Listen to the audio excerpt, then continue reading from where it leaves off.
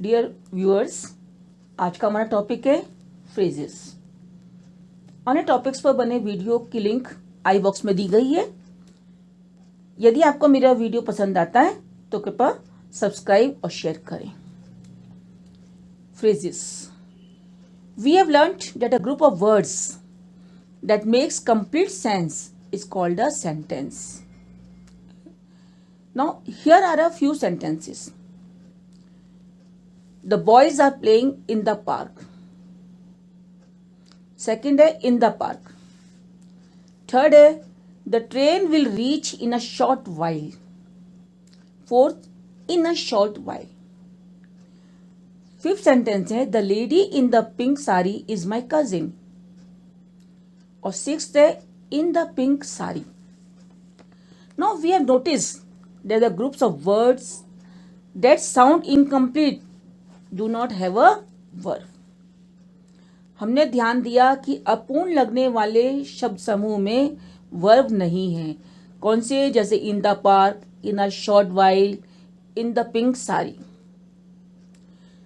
A phrase is a group of words that makes complete sense only when it is a part of a sentence. A phrase does not contain a finite verb. Phrase वह शब्दों का समूह है जो पूरा अर्थ केवल किसी वाक्य का हिस्सा होने पर ही देते। फ्रेज में फिनिट वर्ब नहीं होते। Now read these sentences. Meena is the girl in the red dress. To respect our elders is our duty. Next, traveling by car gives me great pleasure. Now, all these three groups of words are sentences because they make complete sense. The underlined word जो हैं, जो मैं बताती हूँ, in the red dress और to respect our elders या travelling by car, है ना।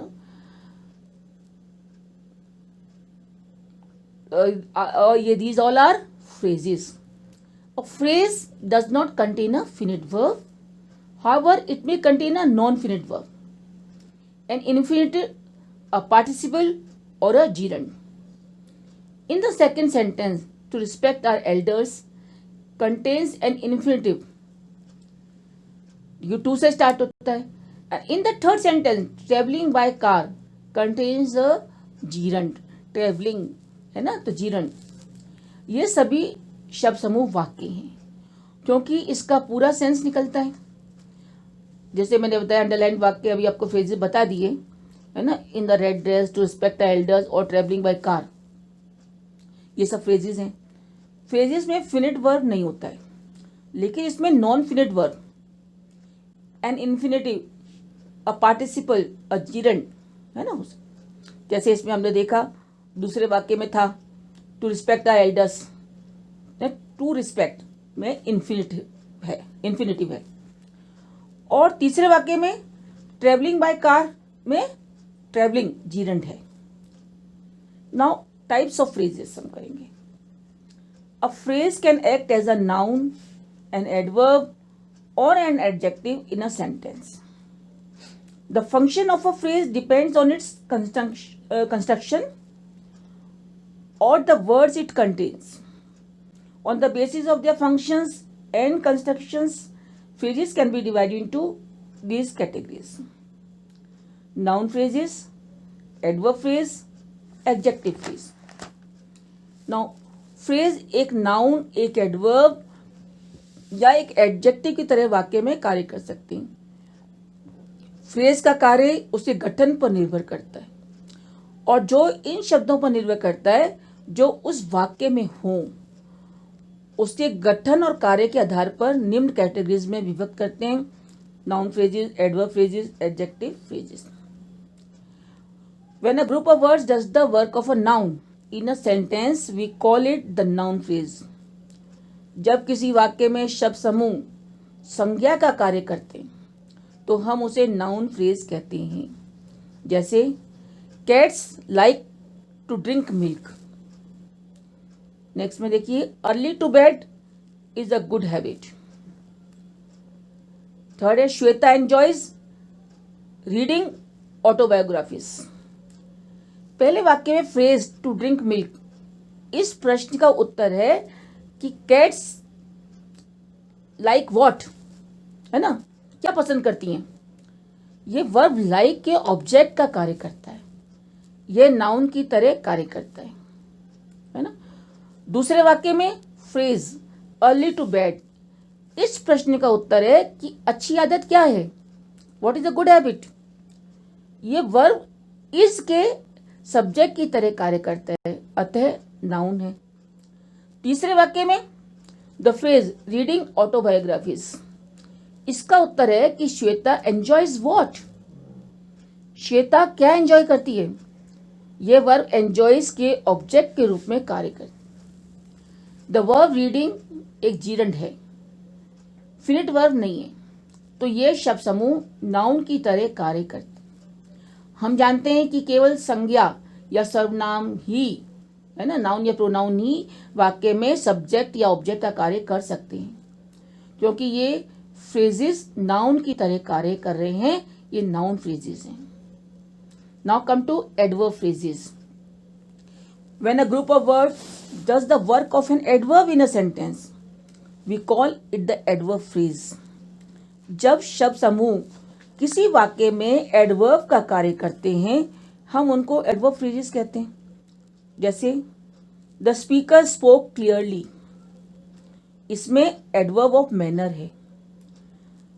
The speaker spoke in a clear voice, ये एडवर्ब फ्रेज है। पहले वाक्य में क्लियरली एक एडवर्ब है जो वर्ब स्पोक को डिस्क्राइब कर रहा है, ये वर्णन करता है कि स्पीकर कैसे बोला था, हाउ द स्पीकर स्पोक, अतः ये एडवर्ब ऑफ मैनर है। और दूसरे वाक्य में क्लियरली को फ्रेज मतलब इन अ क्लियर वॉइस से बदल दिया गया है। ये सेम कार्य करता है, लेकिन ये डिस्क्राइब करता है हाउ द स्पीकर स्पोक, अतः in a clear voice adverb phrase है। नाउ सम मोर एग्जांपल्स, जैसे father search for his diary everywhere, तो एवरीवेयर क्या हो गया, adverb of place. Father search for his diary at every place, adverb phrase हो गया ये, है ना। तो एवरी प्लेस जो है वो adverb phrase. I met Tulika recently, तो रिसेंटली एडवर्ब ऑफ टाइम है, but I met Tulika at a recent date, तो रिसेंट डेट ये एडवर्ब फ्रेज हो गया। जैसे अब हम इसको कई सारे एग्जाम्पल्स हैं, लेकिन इसमें से कुछ मैं यहाँ कोट करती हूँ। जैसे केयरफुली का एडवर्ब है और इसका एडवर्ब फ्रेज क्या बन जाएगा, विथ केयर, है ना। करेजियसली का विथ करेज, है ना, या इन अ करेजियस मैनर। हरीडली का इसका एडवर्ब फ्रेज होगा इन अ हरी। ग्रेजुअली का स्टेप बाय स्टेप। स्लोली का at a slow speed. Suddenly का विदाउट एनी वार्निंग, है ना। इस तरह एब्रॉड का in a foreign land. Annually का every year. Early at an early hour. इस तरह से कुछ है, here at this place. Late after the appointed time, है ना। Recently means not long ago. Soon in a short time. तो ये सब जैसे सून एडवर्ब था और इसका एडवर्ब फ्रेज था इन अ शॉर्ट टाइम, है ना। ये सब एग्जाम्पल्स थे। Now come to adjective phrase. When a group of words does the work of an adjective in a sentence, we call it the adjective phrase. जब कोई शब्द समूह किसी वाक्य में विशेषण एडजेक्टिव का कार्य करता है तो उसे एडजेक्टिव फ्रेज कहते हैं। जैसे कि we walk down a muddy path, है ना। मडी क्या है इसमें, adjective. We walk down a path full of mud, इसमें पाथ फुल ऑफ मड जो है एडजेक्टिव फ्रेज है। पहले वाक्य में मडी शब्द नाउन पाथ को डिस्क्राइब कर रहा है, इसलिए वे एडजेक्टिव है। और दूसरे वाक्य में मडी शब्द को शब्द समूह फुल ऑफ मड से बदल दिया गया है, ये शब्द समूह फ्रेज भी है, नाउन पाथ को ही डिस्क्राइब कर रहा है, इसलिए ये एडजेक्टिव फ्रेज है। जैसे एग्जाम्पल्स हम देखते हैं, माला वोर अ सिल्क साड़ी, तो सिल्क क्या है इसमें, एडजेक्टिव। अब इसी को हम कैसे चेंज करते हैं, देखिए Mala wore sari made of silk, तो मेड ऑफ सिल्क जो है वो एडजेक्टिव फ्रेज हुआ। The castle was in a deserted village, तो डेजर्टेड ये एडजेक्टिव है, लेकिन the castle was in a village without inhabitants, तो विदाउट इनहेबिटेंट्स ये एडजेक्टिव फ्रेज हुआ। Now adjectives and adjective phrases that are equivalent to them, कुछ यहाँ पे एग्जांपल देती हूँ, है ना। एडजेक्टिव अ सेंसिबल मैन, उसको हम एडजेक्टिव फ्रेज क्या हो सकता है, man of sense. A promising girl, a girl of great promise. Adjective जैसे काइंड वुमन, तो हम उसको एडजेक्टिव फ्रेज कैसे बना सकते हैं, a woman of kind nature, है ना। A professional singer, a singer by profession.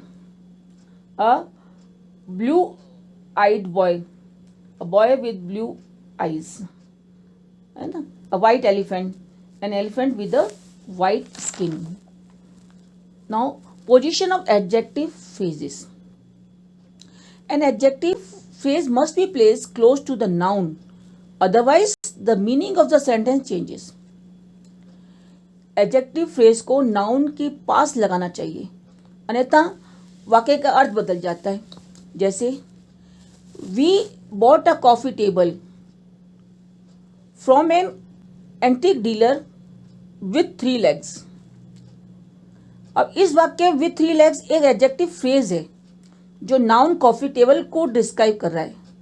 क्योंकि इसको एंटीक डीलर के पास लगाया गया है, अतः ऐसा लगता है कि एंटीक डीलर के 3 टांगे हैं, अतः हमें एडजेक्टिव फ्रेज को उस नाउन के पास लगाना चाहिए जिसे वह डिस्क्राइब करता है।